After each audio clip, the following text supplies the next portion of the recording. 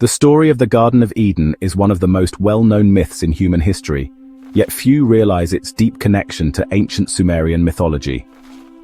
Long before the biblical account of Adam and Eve, the Sumerians told tales of an earthly paradise, divine beings, and the origins of human civilization. These stories were later absorbed and transformed by later cultures, including the Akkadians, Babylonians, Hebrews, and beyond. Was the Garden of Eden simply a metaphor for moral and spiritual enlightenment, or does it conceal an ancient and forgotten history of humanity's otherworldly origins? Could it be linked to the Anunnaki, advanced celestial beings described in Sumerian texts as the architects of human civilization? Could modern science provide insights into these myths, revealing a hidden narrative of extraterrestrial influence, genetic manipulation, and lost knowledge? This essay explores the origins of the Eden story in Sumerian mythology, its evolution through history, its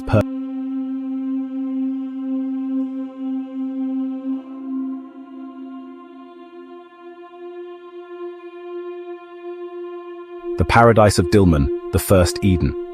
Long before the biblical Garden of Eden, the Sumerians wrote about Dilmun, a sacred land described as a paradise where sickness and death did not exist.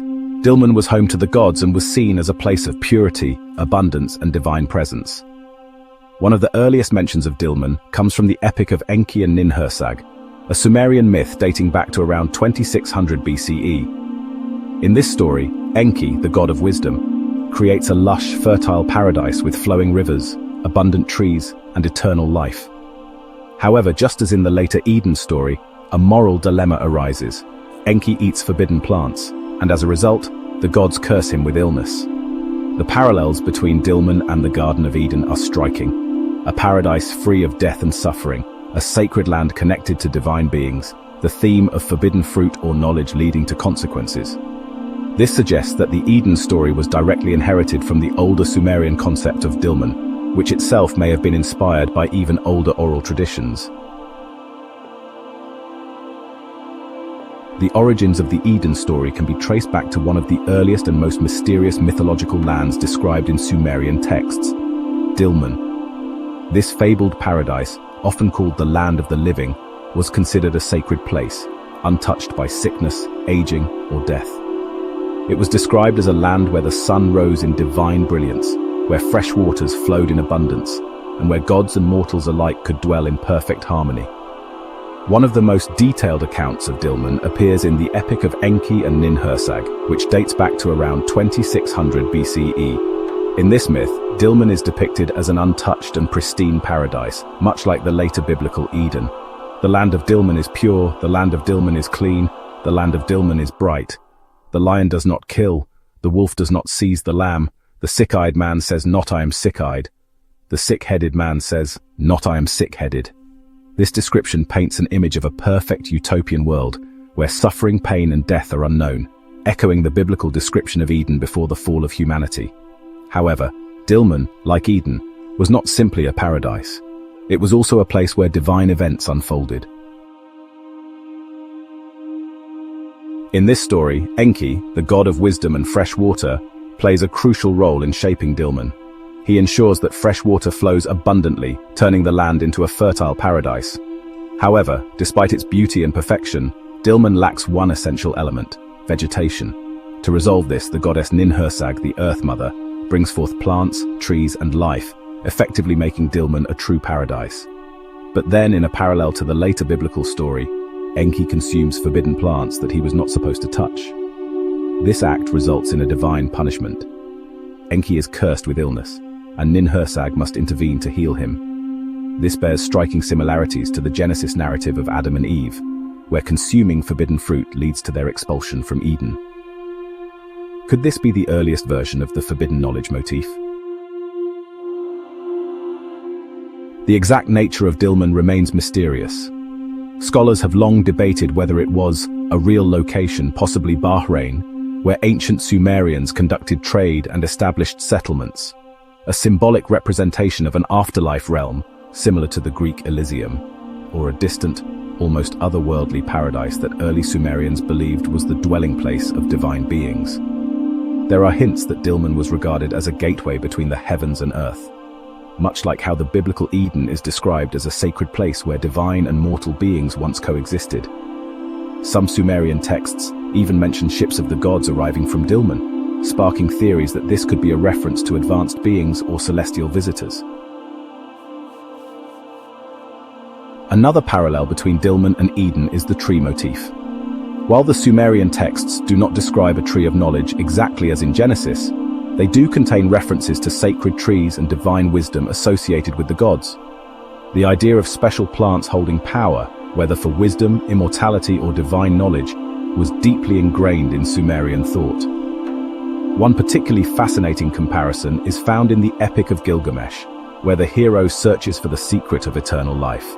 He eventually finds a plant of immortality, but loses it, just as Adam and Eve are barred from the tree of life after their transgression. Could this represent an ancient and recurring theme about humanity's lost access to The Sumerian concept of Dilmun did not disappear, it evolved. As Sumerian civilization gave way to Akkadian, Babylonian, and later Hebrew cultures, the story was reshaped to fit different theological perspectives. The Sumerian Dilmun became the biblical Eden, a paradise lost due to divine punishment. Enki's forbidden plants became the tree of knowledge, leading to the loss of paradise. The idea of divine beings creating, guiding, and testing humans persisted across different traditions, from the Annunaki to Yahweh. Thus, the Garden of Eden story in Genesis is not an isolated religious myth, but rather a continuation of an ancient legacy, one that may contain hidden truths about humanity's origins and its lost connection to the divine. Was Dilmun more than a myth? Some scholars and alternative researchers propose that Dilmun might have been more than just an imagined paradise. It could have been a real place, inhabited by beings possessing advanced knowledge. If Dilmun was indeed a lost civilization, could it have been home to early gods, kings, or even an advanced pre-human society? Could the tales of gods and paradise actually be fragmented memories of an ancient time when humans lived alongside superior beings, whether celestial, divine, or extraterrestrial? These questions remain open, but what is clear is that the Eden story did not originate in the Bible. It began thousands of years earlier in the heart of Sumerian civilization. Sumerian texts often mention the Anunnaki, a group of powerful deities who were believed to have descended from the heavens to create and rule over early humans. One of the most famous Sumerian creation myths, the Enuma Elish, describes how the gods shaped the world and brought humanity into existence. However, the Atrahasis epic, a text dating back to around 1700 BCE, offers an even more intriguing version of human origins. In this story, the Anunnaki, tired of laboring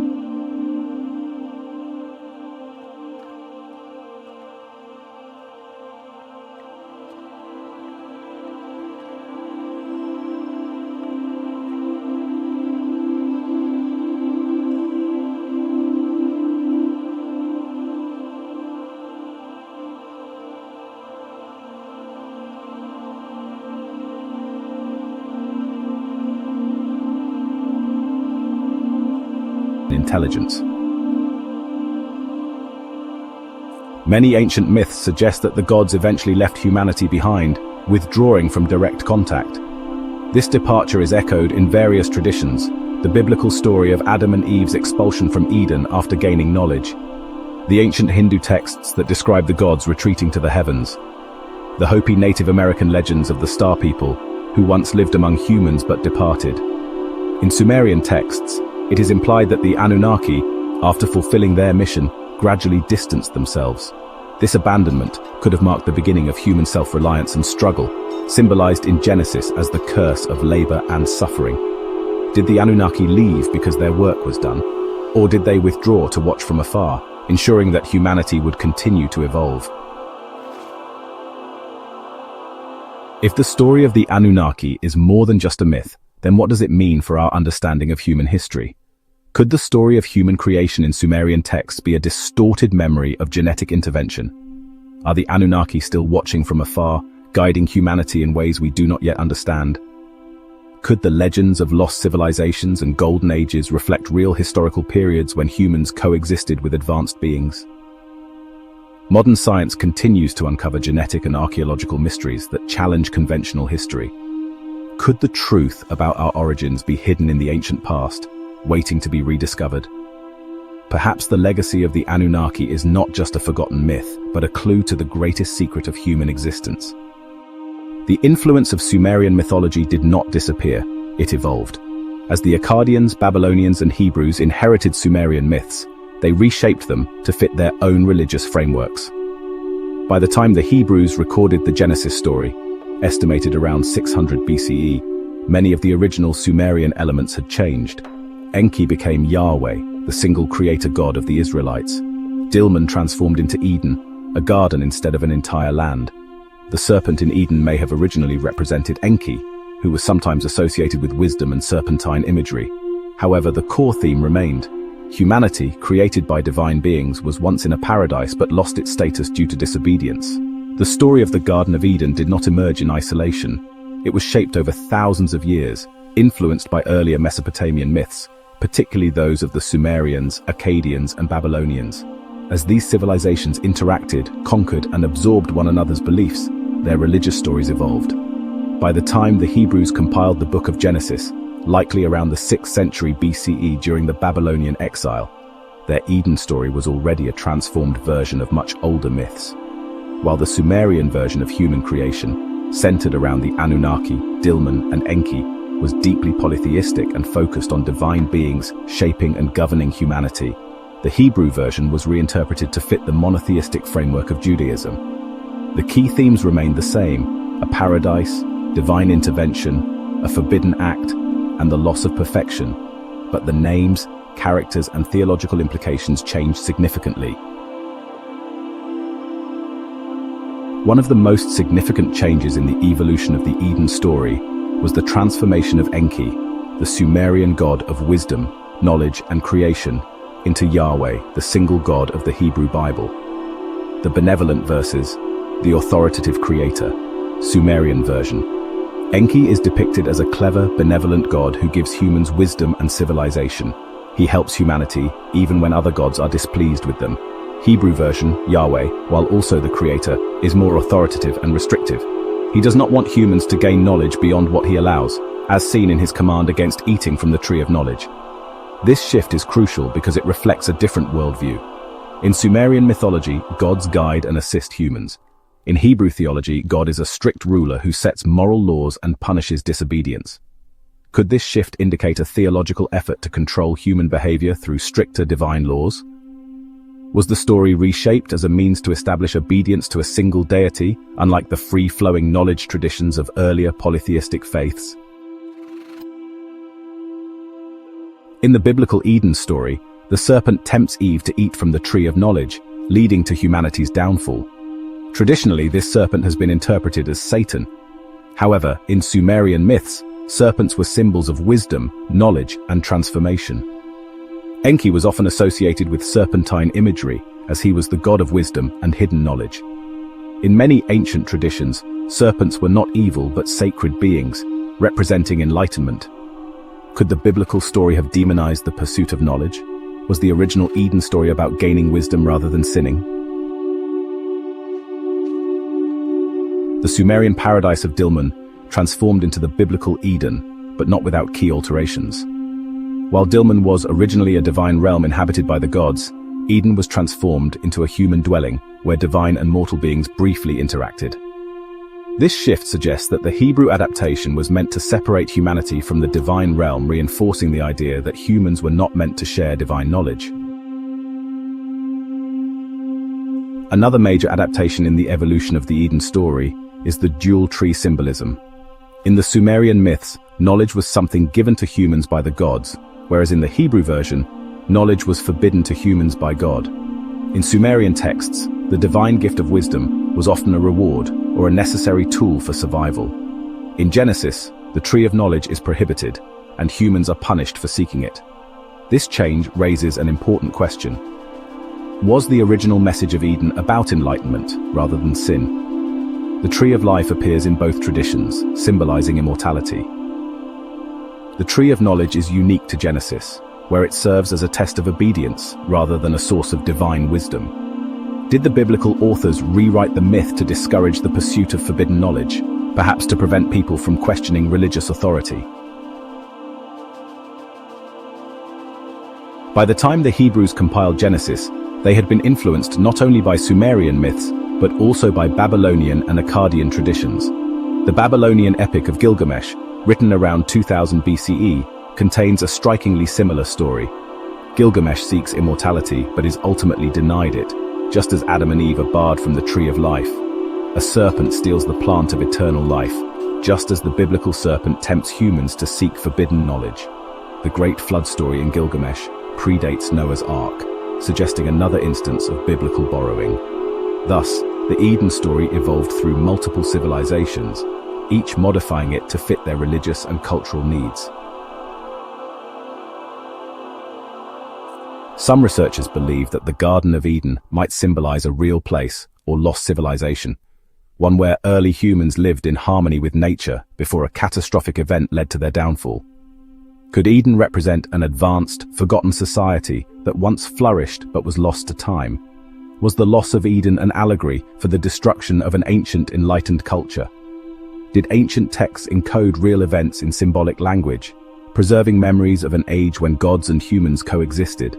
The deeper we investigate the origins of the Eden story, the more it seems to be not just a myth, but a retelling of something far older, possibly even a distant historical reality.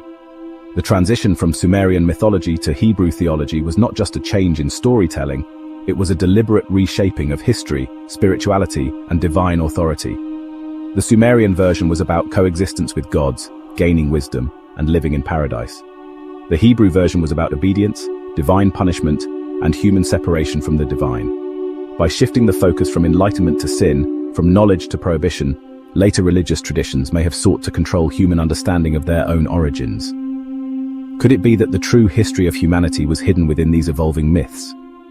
Was Eden not a place of divine punishment but a memory of a lost age of wisdom, one we were never meant to remember? The story of Eden is far older than most realize, but perhaps its greatest mystery is that it still holds secrets waiting to be uncovered. By the time the Eden story was written in the Bible, its purpose had changed. Rather than a literal history, it became a powerful metaphor for the fall of humanity and the origin of suffering, the importance of obedience to divine will, the separation of humans from divine knowledge. But could this fall actually represent something else? Perhaps humanity's loss of direct contact with their otherworldly creators. By the time the Garden of Eden story was recorded in the Book of Genesis, it had undergone significant transformations from its earlier Sumerian and Mesopotamian roots. No longer just a tale about divine beings and human origins, the story was restructured into a moral and spiritual lesson for the Hebrew people. The focus shifted from humanity's connection with divine wisdom to a test of obedience, sin, and exile. At its core, the biblical Eden story serves several theological purposes. 1. Explaining the origin of human suffering. 2. Establishing the concept of divine authority and obedience. 3. Reinforcing the separation between God and humanity. And 4. Providing a foundation for later theological concepts, such as redemption. However, could there be deeper layers to this narrative? Was it merely a religious parable, or was it also a way to alter humanity's perception of its own origins? The primary purpose of the Eden story in Genesis is to explain why humanity experiences pain, suffering, and death. According to the text, Adam and Eve lived in a perfect paradise, free from toil and hardship, until they disobeyed God's command not to eat from the tree of knowledge of good and evil. As a result, they were cast out into the harsh mortal world, where they had to work for survival and endure suffering.